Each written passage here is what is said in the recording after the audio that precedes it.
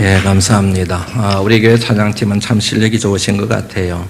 자칫 평범할 수 있는 찬송가 내용을 영감이 넘치는 비범한 찬양으로 만들어주시는 그런 능력이 있어서 참 찬양 들을 때마다 언제나 은혜가 됩니다. 잘 아시는 것처럼 지난 주일은 부활주일이었습니다. 주님께서 죽음의 권세를 이기시고 부활하신 날이었습니다. 부활의 은혜가 있습니다. 부활의 기쁨이 있습니다. 부활의 감격과 부활의 능력이 있습니다.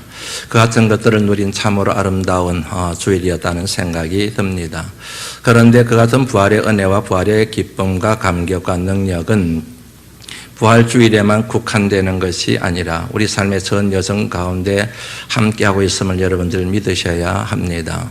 주님을 믿는 순간부터 주님이 우리의 삶을 거두는 그 순간까지, 그리고 그 너머에 있는 주님께서 죽은 믿는 자들을 위하여 예비하신 영원한 하나님의 나라 영생을 누리는 데도 가장 중요한 토대가 되는 것이 바로 부활신앙이다. 그렇게 우리가 정리할 수가 있지 않습니까? 그런 면에서 이 거칠고 험한 인생을 살아가는데도 이 같은 부활의 은혜와 기쁨과 능력이 여전히 유효하고 저와 여러분들에게 능력이 됨을 믿는 믿음이 필요한 것 같습니다. 그런 의미에서 여러분도 저를 따라서 한번 소리쳐 보시겠습니까? 지난주에 했지요. 예수 다시 사셨네. 힘차서 졌습니다. 한 번만 더 해보지요. 예수 다시 사셨네. 예수 다시 사셨네. 감사합니다. 여러분들이 방금 그렇게 선언하셨지요. 그런데 한번 여쭤볼까요? 여러분들 예수님 진짜 부활하신 거 믿으세요? 네. 무엇으로 증명하시겠습니까?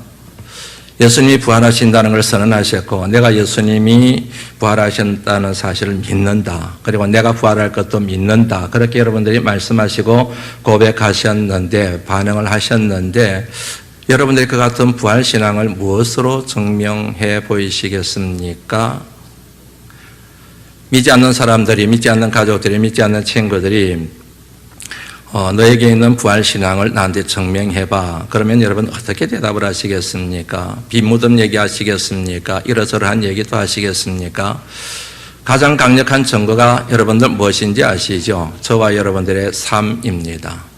저와 여러분들의 삶이 바로 주님의 부활과 저와 여러분들의 부활에 대한 신앙을 증명하는 가장 강력한 증거라고 하는 사실, 그것을 잊어버리시면 안 됩니다. 고린도전서 15장을 부활장이라고 얘기를 합니다. 부활장, 시간이 되시면 부활장은 꼭 한번 읽어보시고 마음에 새기시면 좋겠다는 생각이 듭니다. 그런데 부활장 고린도전서 15장의 마지막 구절이 결론입니다. 한번 읽어볼까요? 고린도전서 15장 58절 말씀 같이 한번 읽어봅니다. 읽습니다. 시작. 흔들리지 말고 항상 주의 일에 더욱 힘쓰는 자들이 되라. 이는 너희 수고가 주 안에서 헛되지 않은 줄 알미라. 그러므로 내 사랑하는 형제들아, 결론이지요. 그러므로 내 사랑하는 형제들, 다시 말씀드리면 교회 안에 있는 믿음의 사람들, 주님의 부활을 믿는 사람들, 나도 부활하게 될 것이라는 확신을 가지고 있는 사람들에게 주시는, 하나님께서 그런 사람들에게 바울을 통하여 주시는 권면이 오늘 본문 말씀에 세 가지가 나오지요. 첫 번째는 견실하며, 그렇게 되지요. 견실해라. 이 말씀의 의미가 뭔가를 보려고 하면 영어 성경을 보는 게 훨씬 더 빠를 것 같습니다. 우리말에는 이게 도대체 무슨 의미인가 애매모호한 느낌을 갖는데 영어 성경을 보면 명확합니다. Stand firm이라고 얘기합니다. 견고하게 딱 서는 것을 얘기해요. 다른 영어 성경에 보면은 Stand your ground라는 표현을 씁니다. 이 표현이 무슨 말이냐 하면은 굴복하지 않다, 이런 뜻을 가지고 있어요. 견고하게 딱 서서 굴복하지 않습니다. 그 자리를 지킵니다. 맞습니다. 자리를 지킨다. 지켜야 될 자리가 있는데 그 자리를 떠나지 않고 그 자리에 견고하게 딱 서서 딱 서 있는 모양을 연상하시면은 그게 바로 견실하며에 해당되는 뜻이라는 얘기입니다. 부활신앙을 가진 사람들이 지켜야 될 자리가 있습니다. 예배의 자리입니다. 기도하는 자리입니다. 하나님의 뜻에 순종하는 자리입니다. 말씀대로 살아가는 자리입니다. 이를 통하여 하나님을 영화롭게 하는 자리입니다. 그 자리를 떠나지 않습니다. 그 자리에 견고하게 딱 서 있습니다. 그게 바로 견실하며 stand firm이라고 하는 의미의 뜻이라는 얘기지요. 이것과 연결되어 있는 그 면이 바로 이어서 나오는 흔들리지 말고라는 뜻입니다. 경각에 딱 써 있습니다. 그런데 흔들릴 때가 있어요. 이동할 때가 있습니다. 영어 성경에 보면 또 인용합니다. 양해해 주시길 바랍니다. 의미를 정확하게 이해하기 위해서 소개를 해드리는 거니까. 영어 성경에 보면 이렇게 번역된 곳이 있습니다. Let nothing 그럽니다. Let nothing move you라고 그럽니다. 어떤 것들도 너를 움직이지 못하게 만들어라. 문자적으로 해석하면 그렇습니다. 어떤 것도 너가 지금 경각에 서 있는데 발자국을 떼지 못하도록, 자리를 이동하지 못하도록, 자리를 뜨지 못하도록 만들어라. 믿음의 사람들이 부활신앙을 가진 사람이 딱 경각에 서 있는데 뭔가 누군가가 나를 이동을 시키려고 해요. 나를 움직이려고 듭니다. 그 자리를 떠나게 만들려고 합니다. 누구일까요? 사탄의 세력인 거죠. 사탄의 세력이 딱 내가 믿음의 자리를 지키고 있는데, 소망의 자리를 지키고 있는데 그것을 자꾸 떠나게 만들고 유혹하는 거지요. 그 같은 유혹과 사탄의 게임에 넘어가지 마라. 그 같은 유혹을 용납하지 말라. 이 같은 의미가 바로 흔들리지 말고 이 말의 의미라는 얘기입니다. 그러므로 여러분, 부활신앙을 가진 사람은 인생의 여정을 살아가면서 어떤 문제를 만나든, 어떤 어려운 문제를 만나든, 어떤 어려운 처지를 만나든, 심지어는 사방으로 우겨삼을 당하는 문제를 만난다 할지라도, 비바람을 만난다 할지라도 변함없이, 흔들림 없이 믿음의 자리를 경각에 딱 지키는 것, 그게 바로 부활신앙인들에게 나타나는 특징이요, 만일 부활신앙을 가진 사람이라고 한다면 그같이 신앙생활을 하고 삶을 살아가야 된다는 권면이 이 말씀에 담겨 있는 것이지요. 쉬운 예를 여러분에게 한번 소개해드립니다. 전에도 한번 말씀드렸는데 이 예화가 참 좋은 것 같습니다. 어떤 할아버지가 뉴욕에 살고 있는 딸을 만나기 위하여 배를 타고 가는 중이었습니다. 그런데 바다 한중간에서 배가 파손이 되었습니다. 함께 그 배를 타고 있던 사람들이 아비규환이 되었습니다. 아비규환도 그런 아비규환이 없습니다. 죽음의 공포를 느낀 사람들이 두려움에 떨며 울부짖습니다. 울부짖고 또 울부짖고 울부짖고 울부짖는 그 틈바구니에서 한 기퉁에서 그 할아버지가 찬양을 부르기 시작합니다. 그 찬양이 바로 305장 찬양이에요. 한번 같이 불러보면 좋겠다는 생각이 듭니다. 나 같은 죄인 살리신 주 은혜 놀라와. 한번 1절과 4절만 불러볼까요?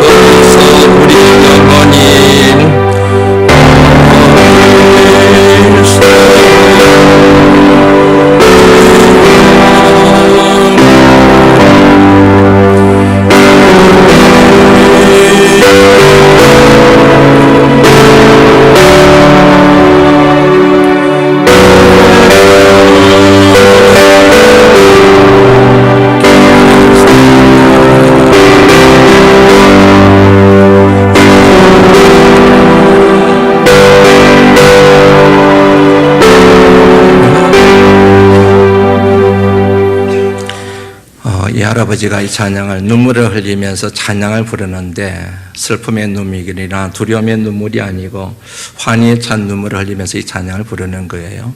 찬양 가사처럼 이 할아버지의 얼굴이 천사의 얼굴처럼 해같이 환하게 빛나는 거예요. 그래서 한 사람이 궁금해서 그 할아버지에게 물었어요. 할아버지 무섭지 않으세요? 예, 저는 무섭지 않아요. 할아버지 죽음이 두렵지 않으세요? 예, 저는 죽음이 두렵지 않아요. 그러면서 이 할아버지가 이어서 그분에게 이런 설명을 덧붙여 주셨다고 합니다. 하나님께서 제게 딸을 둘 주셨는데 오래전에 한 딸을 하나님께서 천국으로 데리고 가셨습니다. 한 딸이 남아있는데 그 딸이 지금 뉴욕에 살고 있습니다. 지금 그 딸을 만나러 가는 중인데 만약에 제가 여기서 죽으면은 하나님께서 먼저 데려가신 천국에 가서 내 딸을 만날 수 있으니까 너무 좋고, 만약에 죽지 않고 살게 되면은 뉴욕에 살고 있는 그 딸을 만나서 좋고, 이래도 좋고 저래도 좋지요. 이거를 일러서 뭐라고 얘기한다고요? 견실하다 그러는 거예요. 이것을 일러서 뭐라고 얘기한다고요? 흔들리지 않는다고 얘기하는 거예요. 이게 어떻게 가능할까요? 부활신앙. 부활신앙이 있기 때문에 가능해요. 어떤 형편, 어떤 처지, 어떤 환경에 있든지 어떤 인생의 비라바람이 몰아치든 감사가 놀 수밖에 없지요. 기뻐할 수밖에 없지요. 이게 바로 부활신앙의 능력이라고 하는 사실입니다. 이 같은 삶을 볼 때, 이 같은 삶을 살아갈 때에 부활을 부인하는 사람들이 부활이라는 게 저런 거구나. 부활신앙과 부활의 능력은 바로 저런 것이구나 하는 것을 깨닫게 되고 도전을 받게 되고 나도 한번 예수님을 믿어야 되지 않을까 마음의 문이 열리게 된다. 이런 말씀인 것이지요. 그 다음에 세 번째로 건면한 내용은 어지요? 고린도전서 15장 58절 말씀 다시 한번 볼까요? 한번 읽어봅니다. 시작. 흔들리지 말고 항상 주의 일에 더욱 힘쓰는 자들이 되라. 이는 너희 수고가 주 안에서 헛되지 않은 줄 알미라. 마지막 세 번째 고민하고 있는 내용이 항상 주의 일에 더욱 힘쓰는 자들이 되라. 항상이라는 단어가 성경을 읽다 보면 많이 접하게 되는 표현이지요. 여러분 이 표현을 염두에 잘 두시고 정확하게 이해를 해 두시는 게 좋을 것 같습니다. 우리말에 항상으로 번역되어진 원어의 뜻을 여러분들에게 소개해 드리려고 합니다. 그 의미에 근접하게 번역이 된 것이 영어입니다. 영어로 여러분 항상에 해당되는 단어가 always이지요. 이 단어는 합성어입니다. 모두를 뜻하는 all이라는 단어와 길을 뜻하는 명사형 way가 합쳐져서 all의 영향을 받아 s를 붙여서 만들어진 단어가 항상이라고 하는 표현이지요. 그러므로 always 속에는 길이 있는 겁니다. 모든 길에서 이렇게 번역이 가능하지요. 인생이 길이요 길이 곧 인생이지 않습니까? 그러므로 항상이라고 하는 말은 인생을 살아가는 내내 일생 동안 이렇게 정리가 됩니다. 주의 일이라고 그렇게 표현을 했습니다. 주의 일이 도대체 뭔가? 그런 점 믿음, 소망, 사랑 이 세 가지는 항상 있을 것인데 그 중에 제일은 사랑이라. 사랑입니다. 하나님을 사랑하는 것이요. 그리고 이웃을 사랑하는 것 누구나 다 알고 있는 내용이지 않습니까? 하나님을 사랑하는 구체적인 실천이 있습니다. 하나님의 뜻에 순종하는 것입니다. 이웃을 사랑하는 구체적인 실천이 있습니다. 섬기고 나누는 것입니다. 최고의 섬김과 나눔이 있습니다. 복음을 전하는 것입니다. 오직 성령이 너희에게 임하시면 너희가 권능을 받고 예루살렘과 온 유다와 사마리아 땅끝까지 이르러 내 증인이 되리라. 그러므로 주의 일은 주의 은혜를 아는 사람들이 복음의 증인이 되는 것, 그리고 부활의 증인이 되는 것이 바로 주의 일이라고 정리가 되지요. 힘쓰는 자들이 되라 그랬습니다. 힘쓰다, 용을 쓰다, 최선을 다하다 이런 의미가 아닙니다. 영어 성경을 또 소개합니다. 부담 갖지 마시고 스트레스가 안 됐으면 좋겠습니다. 서로 yourself라고 그럽니다. 던져버리라 네 자신을, 그런 뜻입니다. 하나님의 일에, 주의 일에, 주님이 하라고 명하신 그 일에 네 자신을 던져라. 네 자신을 던져라. 시간을 던지고 물질을 던지고 힘을 어떤 일부를 던지는 게 아니라 네 자신을 던져버리라. 쉽게 말씀드리면 성경에서 사용되고 있는 우리말로 번역된 모든 힘쓰다는 표현은 생명을 걸다 이런 뜻이에요. 생명을 걸어라. 그러면 이 말씀은 이렇게 정리가 되겠지요. 항상 주의 일에 더욱 힘쓰는 자들이 되라. 이 말씀은 네 인생을 그리고 생명을 복음을 전하는 일에, 부활을 전가하는 일에 사용해라. 이렇게 정리가 되는 것이지요. 그런데 이게 가능한 일이 아니지 않습니까? 저절로 되는 일이 않습니까? 쉬운 일이 아니지 않습니까? 그런데 이게 얼마든지 가능한 길이 있는데 그게 뭡니까? 부활신앙. 부활신앙을 갖게 되면 이게 얼마든지 가능하다는 얘기인 것이지요. 이제 내가 떠날 기약이 다 됐습니다. 다시 말씀드리면 삶을 마무리할 때가 되었습니다. 하나님 앞에 갈 때가 되었습니다. 그동안 나는 선한 싸움을 싸웠습니다. 달려갈 길을 마쳤습니다. 믿음을 지켰습니다. 이제 후로는 나를 위하여 의의 면류관이 예비되어 있습니다. 주 곧 의로우신 재판장이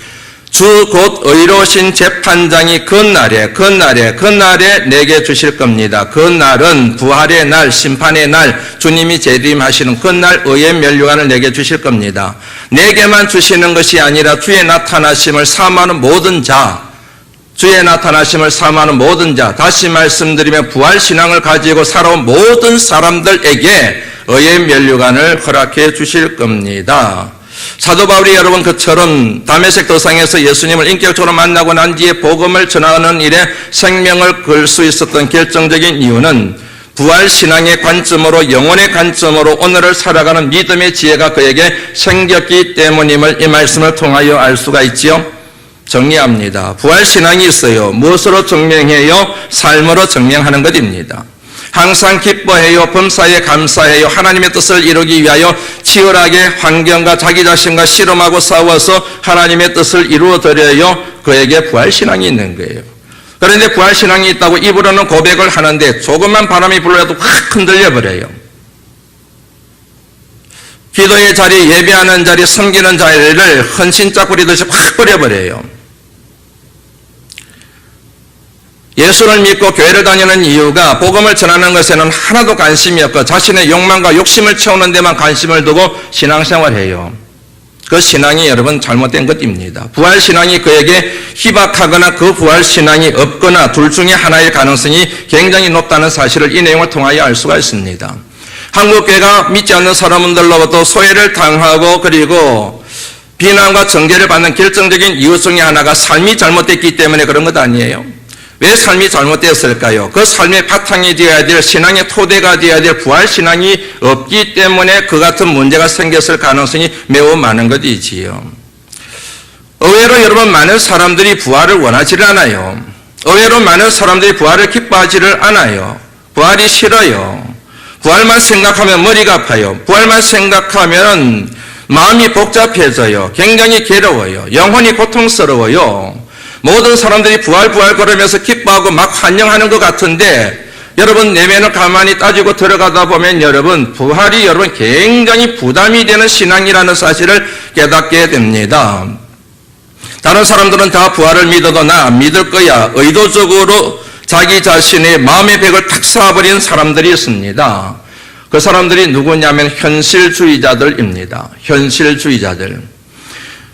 현실주의자들이 어떤 사람들인가를 보면 쉽게 이해가 돼요. 현실주의자들이란 쉽게 말씀드리면 지금 내가 살아가고 있는 현재, 그 현재의 이익과 현재의 실리를 최우선 가치로 두는 것을 사람들을 일러서 현실주의자라고 얘기한다는 거예요. 이 사람들에게는 장래가 없어요. 미래가 없어요. 그 생각 안 해요. 지금 잘 먹고 잘 살면 그냥인 거예요. 그만인 거지요. 두 벌의 사람을 나눌 수가 있습니다. 한 사람은 내일을 위하여 오늘을 희생하며 살아가는 사람입니다. 내일을 위하여, 미래를 위하여, 장래를 위하여 오늘 희생하고 오늘 땀 흘리고 오늘 수고하고 오늘 헌신하고 오늘 씨를 뿌릴 줄 아는 사람들이 있습니다. 이런 사람들을 일러서 이상주의자들이라고 얘기합니다. 정반대의 사람들이 있습니다. 오늘을 위하여, 지금을 위하여 미래를 희생시키는 사람들이 있어요. 이 사람들의 관심은 오늘이에요. 앞서 말씀드린 것처럼 오늘 즐겁고 오늘 신나고 오늘 내가 원하는 것을 이루게 되고 내가 오늘 원하는 것을 취하게 되고 그냥 오늘 잘 먹고 잘 살면 그만인 거예요. 내일은 생각 안 해요. 내일이 어떻게 되든 상관없습니다. 이런 사람들이 극단적으로 실존주의자들이라고 얘기하는 거지요. 내일에는 관심이 없고 미래와 장래는 관심이 없는 현실주의자들, 그런 사람들에게 부활은 여러분 성가신 거예요. 오늘 지금 내 마음대로 살고 싶은데 내 욕심대로 살고 싶은데 자꾸만 부활을 생각하면은 마음이 찔리잖아요. 오늘을 내 마음대로 살아가는데 부활신앙이 장애물이 된다는 얘기이지요. 한번 쉽게 생각해 볼 수가 있습니다. 부활이 뭐예요? 주님이 재림하시는 날이잖아요. 주님이 재림하시는 그날 뭐가 있는 겁니까? 심판이 있는 날이잖아요. 그런데 그 심판을 생각하면 오늘 삶이 위축이 되는 거예요. 내 마음대로 좀 살고 싶은데, 내 뜻대로 살고 싶은데, 내 기분대로 좀 살고 싶은데, 좀 세상의 향락을 좀 내가 누리면서 살고 싶은데, 자꾸만 부활을 생각하고 재림을 생각하고 주님의 심판을 생각하면은 그렇게 살지를 못하거든요. 자꾸 찌르고 공격하고 고발하거든요. 그러니까 내 마음대로 살지 못하는 결과가 오니까 자연스럽게 부활을 거부하는 거예요. 부활 없어. 사람이 죽으면 끝이지 무슨 부활. 그런 식으로 자기 나름대로의 논리를 만들어 가게 됩니다.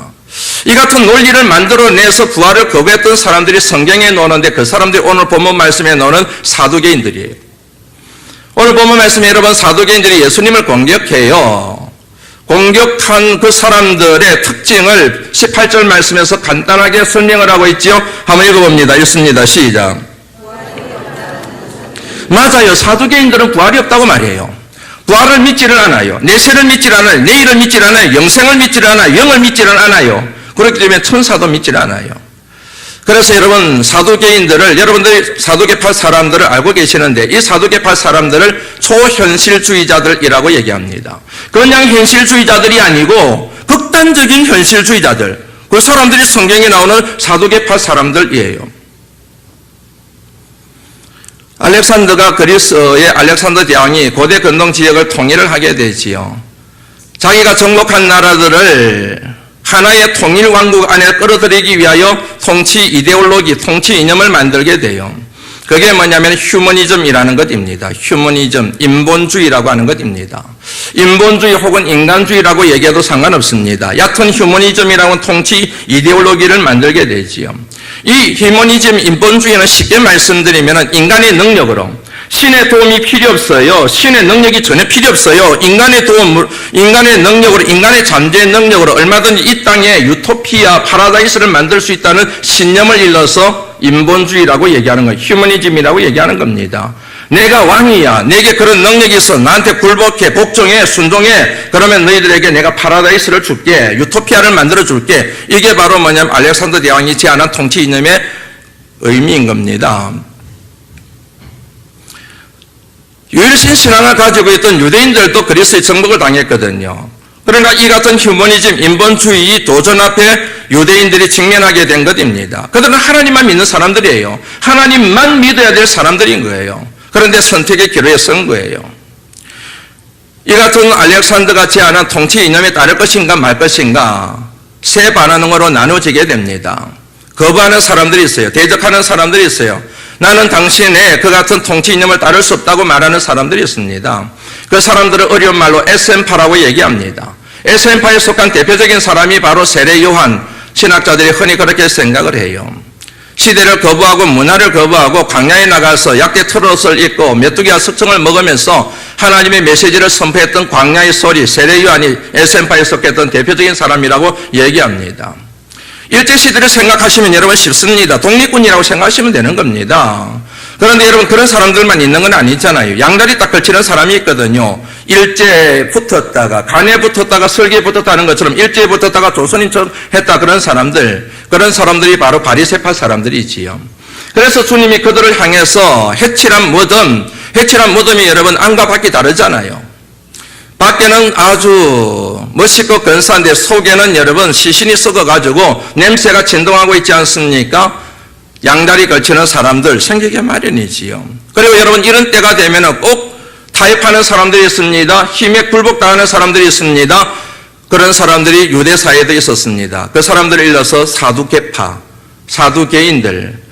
물론 사두개파의 뿌리는 사독이라고 하는 대제사장으로부터 시작됐지만 사두개파 사람들의 성향을 결정적으로 정의를 내리게 된 사건이 바로 알렉산더 대왕의 인본주의입니다. 그런데 이처럼 여러분 알렉산더의 정책에 굴복했던 사람들의 공통점이 있어요. 타협을 한 사람들 공통점이 있습니다. 그 공통점은 뭐냐면 그 사회에 그 당시에 기득권층이었다는 겁니다. 종교적인 기득권을 가지고 있는 사람들, 정치적인 기득권을 가지고 있는 사람들이 바로 타협을 하게 되는 거 아시죠? 왜냐하면 그 같은 통치 이념에 저항을 하게 되면은 자기가 누리고 있는 모든 기득권을 다 잃어버리게 되거든요. 다 죽임을 당하게 되는 거잖아요. 그러니까 자신이 누려왔던 그 기득권을 지키기 위해서 자연스럽게 그 힘 앞에 굴복을 하는 겁니다. 타협을 하는 거예요. 이 사두개인들이 나중에 그리스를 정복시키고 정복시킨 로마에 또 굴복을 하게 되지요. 이 사람들이 나중에 유대 사회의 가장 큰 의결기관인 산헤드린의 지도자들이 다 되는 거예요. 거의 다. 자신들의 기득권을 지키기 위하여, 자신들의 기득권을 유지하기 위하여, 그 기득권을 누리기 위하여 이 같은 태도를 취하는 사람들이 어떤 사람들이라고요? 현실주의자들. 이 현실주의의 극치를 이뤘던 사람들이 바로 사두개파 사람들.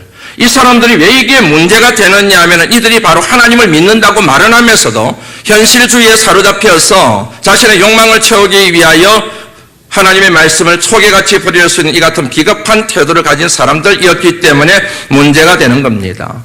이 같은 초현실주의의 자들이었던 이 사두개파 사람들에게 부활신앙은 여러분 하등에 도움이 되질 않아요. 부활신앙 필요 없어요. 지금 즐겁게 행복하게 내 권력을 누리면서 살아가는데 부활신앙이 뭔 소용이 있습니까? 필요 없는 거예요. 필요 없는 정도가 아니고 귀찮게 할 뿐이에요. 부활만 생각하면은, 주님의 재림만 생각하면은 막 죄책감이 사들려는 거예요. 영혼이 괴로워서 견딜 수가 없는 거예요. 그래서 의식적으로, 무의식적으로 자꾸 부활은 없어, 부활은 없어, 부활은 없는 거야. 이들은 하나님의 사람들이잖아요. 하나님의 사람들은 언제나 말씀을 떠나서는 살 수 없지 않습니까? 그러니까 이 하나님의 사람들이라고 자부하는 이 사람들이 자신들의 기득권을 지키고 유지하기 위하여 논리를 만들게 되는데 부활신앙이 없는 말씀이 필요하잖아요. 자신들은 부활이 없어야 되는 거예요. 부활이 없어야 되기 때문에 부활이 없다고 말하는 말씀이 필요하잖아요. 그 말씀으로 그들이 선택한 것이 모세오경. 그래서 여러분 사두개파 사람들은 다른 말씀은 받아들이질 않아요. 오직 모세오경, 창세기, 출애굽기, 레위기, 민수기, 신명기 말씀만 받아들이게 됩니다. 왜냐하면 그들의 입장에서 봤을 때는 모세오경에는 부활에 대한 언급이 없는 것처럼 여겨지고 심지어는 부활을 부인하는 것처럼 여겨지는 말씀이 등장하게 되거든요. 부활이 없는 것처럼 여겨지는 말씀이 뭐냐면은 형사, 수치, 제도라는 것입니다. 형이 죽고 난 뒤에 동생이 형수를 취하여 결혼하는 제도, 형사, 수치, 제도, 계대 결혼, 대를 이어서 결혼하는 것을 얘기하는 겁니다. 이 말씀이 바로 신명기에 나오게 되지요. 한번 읽어보겠습니다. 신명기 25장 13절, 15절 말씀 읽어보겠습니다. 5절 말씀, 6절 말씀이네요. 읽어보겠습니다. 시작.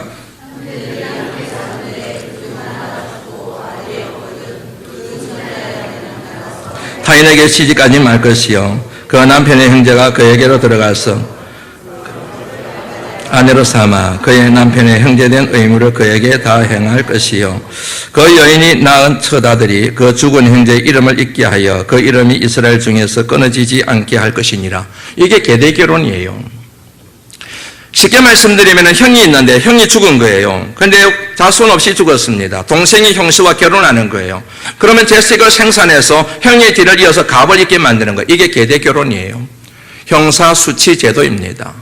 오늘 여러분 바리새인들이 사두개인들이 예수님을 공격할 때에 이 제도를 가지고 예수님을 공격해요.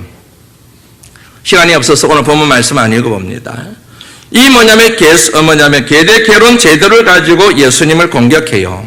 결국은 부활이 없는데 왜 당신은 부활이 있다고 그렇게 떠들고 돌아다닙니까? 이 얘기를 하는 거예요. 여러분들 잘 아시는 것처럼 예수님의 가르침의 결정판은 하나님 나라예요. 천국입니다. 내가 죽게 될 것이다. 그러나 걱정하지 마라. 사흘 만에 내가 죽음을 이기고 부활하게 될 것이다. 나를 따르는 모든 사람들도 영원히 죽지 않고 영원히 살게 될 것이다. 부활하게 될 것이다. 이게 예수님의 가르침, 이 땅에 오신 궁극적인 결정이지 않습니까? 그런데 이 같은 가르침이 사두개파 사람들에게는 치명적인 거예요.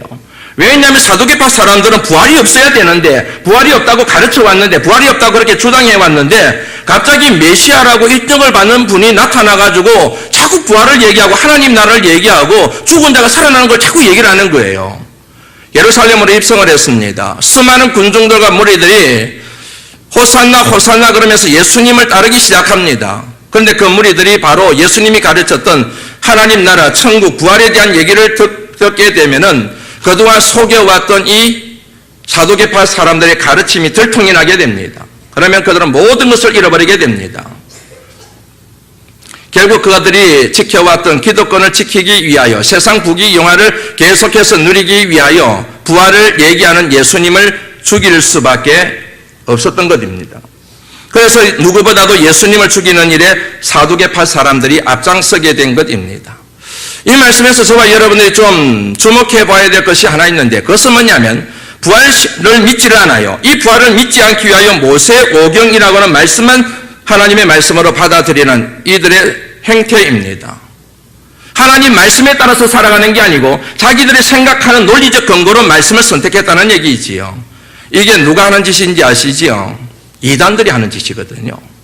사이비들이 하는 짓이거든요. 이단과 사이비들은 여러분 하나님 말씀을 온전히 받아들이지 않습니다. 자기들의 생각과 구미에 맞는 말씀을 딱 꼽아가지고 논리를 펼쳐서 사람들을 호도하는 게 바로 이단과 사이비들의 특징이지 않습니까? 그런 면에서 여러분 이 당시 사두개파 사람들은 가장 심각한 이단 중에 하나였던 것이지요. 그 사실을 밝혀버리신 말씀이 오늘 9장 24절 말씀입니다. 12장 24절 말씀입니다. 같이 한번 읽어볼까요? 한번 읽어봅니다. 시작.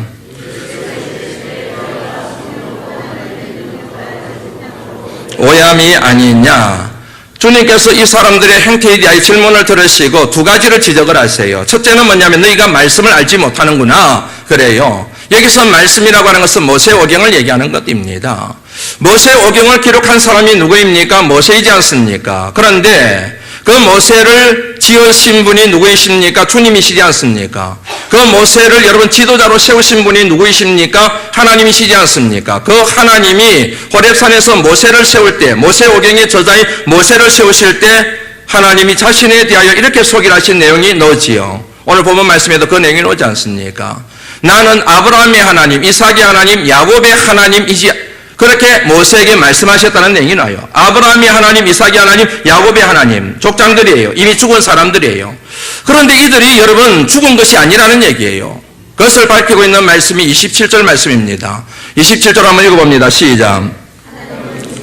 하나님이 아니요 산자의 하나님이시라. 너희가 크게 오해하였도다 하시니라. 말씀에 와꾸가 딱 치지시죠. 아브라함과 이삭과 야곱의 하나님, 그리고 산자의 하나님. 아브라함과 이삭과 야곱은 죽은 자가 아니라 산자라는 거예요. 육신으로는 죽었지만 영혼은 살아서 부활해서 하나님 나라에 있다는 얘기죠. 영광스러운 부활에 참여하고 있다는 거예요. 너희들이 생각할 때는 아브라함이 죽고 이삭이 죽고 야곱이 죽었다고 생각하지만 사실은 이들은 산자라는 얘기예요. 아브라함과 이삭과 야곱의 하나님, 대친구죠. 산자의 하나님.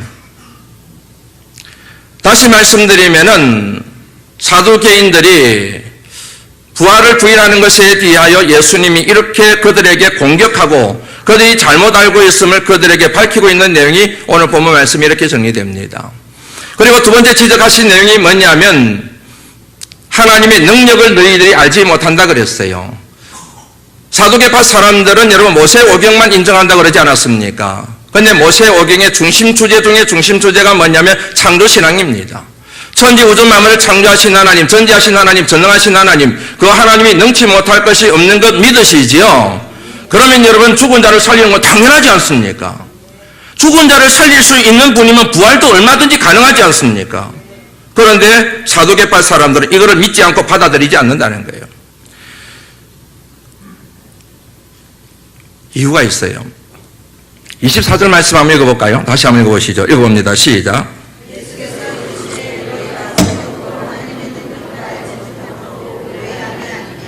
오해라는 단어를 기억하세요. 27절 또 있습니다. 읽습니다. 시작.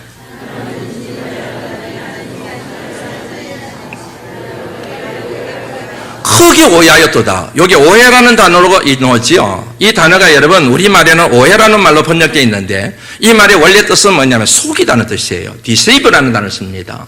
속이다. 쉽게 말씀드리면 여러분 이 사두개파 사람들이 속였다는 거예요. 자기 자신을 속이고 사람들을 속이고 심지어는 하나님을 속였다는 거예요. 감이 오시죠? 실상은 그들도 알고 있었다는 얘기예요. 모세오경을 그들이 부활이 없는 증거로 내세웠지만 그 모세오경 속에도 부활신앙이 있다는 사실을 알고 있음에도 불구하고 그를 속였다는 거예요. 기만했다는 거죠. 왜 그런 줄 아시죠? 기득권을 누리기 위해서. 그들의 기득권을 끝까지 유지하기 위해서 부활신앙이 있는데도 불구하고 부활신앙이 없는 척, 모르는 척 그렇게 했다는 얘기를 주님이 지금 말씀하시고 내는 거예요. 여러분, 그 27절 끝부분에 보면 크게 오해할 때도 나오지요. 완전히 속였다는 거예요. 모든 사람들을 다 속였다는 거예요. 그런데 너희들이 나를 속일 수는 없어. 이렇게 말씀하시는 뉘앙스예요. 그들의 기득권을 누리기 위하여 현실주의자로서 현재의 이익과 실리를 추구하는 그들의 삶의 패턴에 부활신앙이 덕이 안 되기 때문에 부활이 없다고 얘기를 했는데 부활이 사실은 있는 거예요. 모르는 척하는 것이지요. 알지 못하는 척한 것이지요. 왜냐하면 그것을 아는 척하는 순간 영혼의 고통을 당하게 되고 말씀의 고발을 당하게 되고 결국에는 그 모든 것들을 다 포기해야 되는데 그게 싫은 거예요. 모르는 게 약이라는 말 여러분들 아시죠? 모르는 게 약. 알면은 너무 힘들어요. 알면은 잠이 안 와요. 알면은 여러분 너무 분노가 치밀어요. 그래서 여러분 내가 살기 위해서 의도적으로 모르는 척, 알면서도 모르는 척, 알지 못하는 척 자꾸 그렇게 심리적으로 사람들이 가는 경향이 있거든요. 그래야 살 수 있으니까. 그래야 내 마음대로 살 수 있으니까. 그러니까 내 감정대로 내 욕심대로 살 수가 있으니까.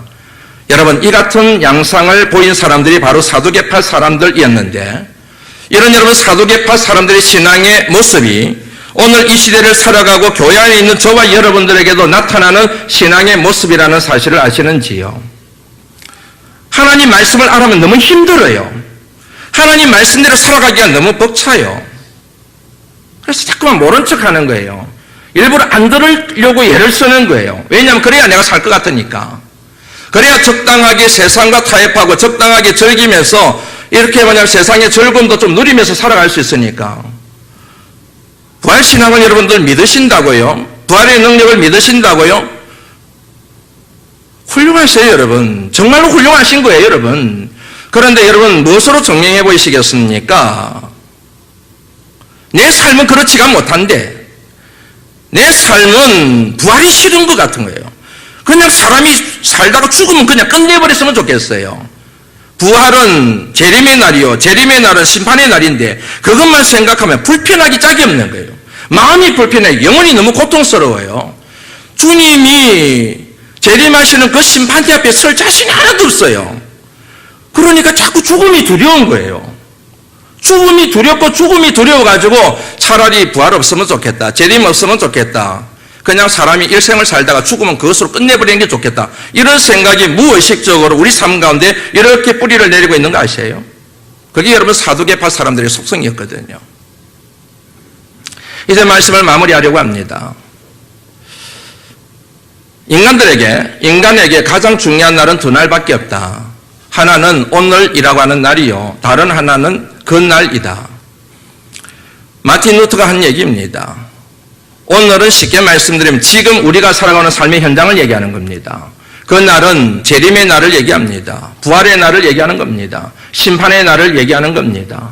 지금 내가 살아가는 삶의 현장과 그리고 재림의 날, 부활의 날밖에 없다는 얘기이지요. 부활신앙이 뭐라고 생각하세요, 여러분? 부활신앙이라 쉽게 말씀드리면 그 날의 시선으로 오늘을 보는 것을 일러서 부활신앙이 얘기하는 겁니다. 그 날의 시선으로 오늘을 보는 것, 주님의 재림을 생각하며 오늘을 살아가는 것, 주님의 심판을 생각하며 오늘 삶을 절제하며 살아가는 것, 주님의 뜻을 이루는 삶을 살아가는 것, 그게 부활신앙이라니까요. 그러면 이 같은 부활신앙을 가진 사람은 아무렇게나 살 수 없어요. 아무렇게나 말할 수가 없습니다. 아무렇게나 행동할 수가 없습니다. 왜요? 재림의 날 내가 심판의 앞에 서게 되고 영벌에 처할 것인지 영생에 처할 것인지 모르기 때문에 오늘의 삶이 조심스러울 밖에 없어요. 아무렇게나 살지 않습니다. 아무렇게나 행동하지 않습니다. 아무렇게나 선택하지 않아요. 아무렇게나 사업하지 않습니다. 아무렇게나 내 감정대로, 내 욕심대로, 내 욕망대로 막 가고 싶은 대로 가고 하고 싶은 대로 하고 그렇게 살 수가 없어요. 왜냐하면 부활의 그날이 항상 내게 삶의 방향을 잡아주기 때문에. 그날의 시선으로 보면은 내가 지금 가지고 있는 게 아무것도 가치가 없는 거예요. 오늘만 생각하면 황금덩어리가 가치가 있는데 부활의 그날의 눈으로 이 황금덩어리를 보면은 영원한 하나님 나라에 들어가는데 그 황금덩어리가 뭘 소용이 있어요? 아무런 가치 없는 것으로 판명이 되어버리거든요. 거기에 집착을 하지 않게 돼요. 욕심을 부리지 않게 돼요. 그날의 눈으로 오늘을 보게 되면 내가 중요하다고 생각했던 것들이 다 중요한 것이 아니고 내가 욕심을 부렸던 것들이 다 쓸데없는 그런 뭐냐면은 생각이라는 게 확 들어버리거든요. 그날의 스승으로 보면은 질병도 무섭지가 않아요. 조금 거친 편이라서 마음이 부담이 될 수 있을지 모르겠는데 그 아까 여러분 파선당한 그 할아버지처럼 죽으면 천국 가는 거잖아요. 그런데 죽음이 자꾸 두려워요. 질병이 두려워 무서워요. 왜 그럴까요? 왜 그럴까요? 어떤 문제를 만났든 어떤 환경에 있든지 간에 아유, 이제 인생 살다가 삶을 마무리하고 하나님 앞에 가면 되는 거지 뭐. 이 문제 많은 세상보다도 천국 가는 게 낫지. 이게 여러분 부활신앙을 가진 사람에게 나타나는 특징이지 않습니까? 그러면 자연스럽게 여러분 부활신앙이 우리 삶의 능력이 되는 거예요. 어떤 문제를 만나도 견고해요. 흔들림이 없어요. 정말로 여러분 멋있고 근사한 신앙의 여정을 쭉 이어나가게 되는 거지요. 세상의 것들에 대하여 더 이상 의미를 부여하지 않고 가치 있게 생각하지 않고 하나님 나라만 소망을 두고 살아가고 내게 주어진 시간은 오직 주님의 뜻을 이루는 삶을 살기 때문에 의미가 있고 가치가 넘치는 삶을 살아가게 되고 어떤 고난의 문제를 만나도 때가 되면 하나님 나라 가는데 뭐 그거 생각하면 이 정도 못 이길까 그렇게 하며 살아가는 거지요. 한국교회 문제는 부활신앙을 잃어버린 데 있다는 게 제 생각입니다. 한국교회가 아무리 부활신앙을 외치고 선포를 해도 그리스도인들이 부활신앙의 토한 삶을 살아내지 못하면 달걀 돌리고 부활 선포하는 거 아무짝에 쓸모없습니다. 거친 표현이지만 어쩔 수 없습니다. 여러분들 부활신앙을 무엇으로 증명하신다고요? 삶으로 증명하셔야 됩니다. 여러분과 저의 삶이 주님의 부활과 저와 여러분의 부활신앙을 고백하는 그 같은 아름다운 증거가 되시기를 주의 이름으로 축원합니다. 그럴 때 우리 바람만석교와 저와 여러분들은 이 세상을 천국처럼 살아가게 될 뿐만 아니라 영원한 천국에 들어가게 되고 어떤 환경과 어려운 문제를 만나도 결국에는 승리하는 하나님의 사람들이 될 줄로 믿습니다. 그 같은 부활의 증인들이 되시기를 죽음의 권세를 이기시고 부활하신 주님의 이름으로 축원합니다.